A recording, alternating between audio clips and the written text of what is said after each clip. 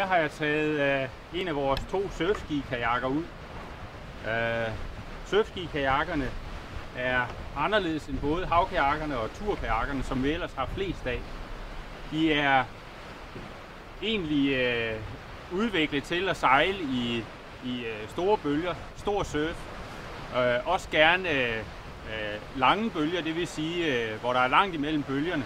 Det er ikke helt det, vi har her i Lillebælt, men den er nu alligevel sjov at tage ud på en dag, hvor der er gang i bølgerne derude.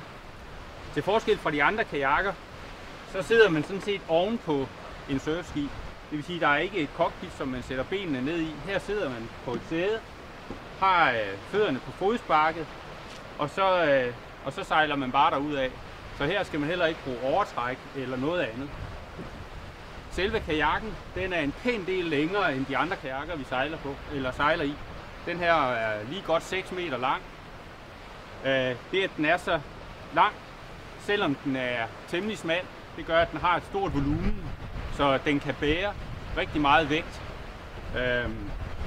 Og det vil sige, at sådan en lille fyr som mig har slet ikke nogen problemer.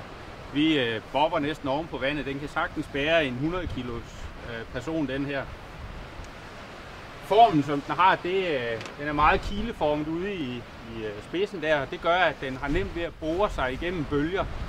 Så frem for de mere fladbundede kajakker, som egentlig prøver at danse oven på bølgerne, så sker den her igennem. På undersiden her er skrogformen, i modsætning igen til de andre kajakker, så er den her meget rund. Det gør, at den er noget mindre stabil at sejle i.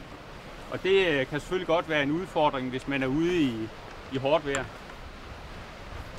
Indvendigt, nede under fodsparket her, der har den sådan en lille bailer, kalder vi det.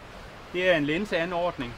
Så hvis man får vand i kajakken, og det gør man, når man kenter, så tømmer man kajakken. Det er bare at åbne den der, når man så sejler, så tømmer den sig selv for vand. Og så kan man lukke den igen, hvis man ikke skal bruge den mere. Hvis man kenter, så når man skal op i den igen, så til modsætning fra de andre kajakker, som man først skal tømme, før man kan kravle tilbage, så vender man bare kajakken om derude og kravler op i den, sætter sig og roer videre. Det er den store fordel ved den her, så den tager meget kort tid om at komme tilbage op i, hvis man endelig er kentret. Forudsæt, man kan holde balancen. Til surfskierne, de er også udstyret med en pagaille-line.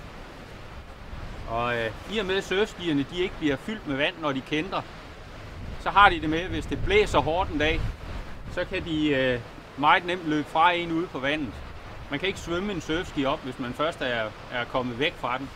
Så når vi sejler i surfskier og skal dem ud, så låser man pagaille-linen fast inden under svømmevesten.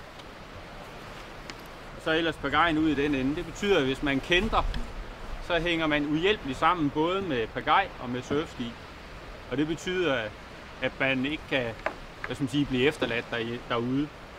Og det er vigtigt, fordi hvis man endelig er ude på åben vand, og man kentrer, så er den vigtigste redning, det er kajakken. Den må for guds skyld ikke blive væk.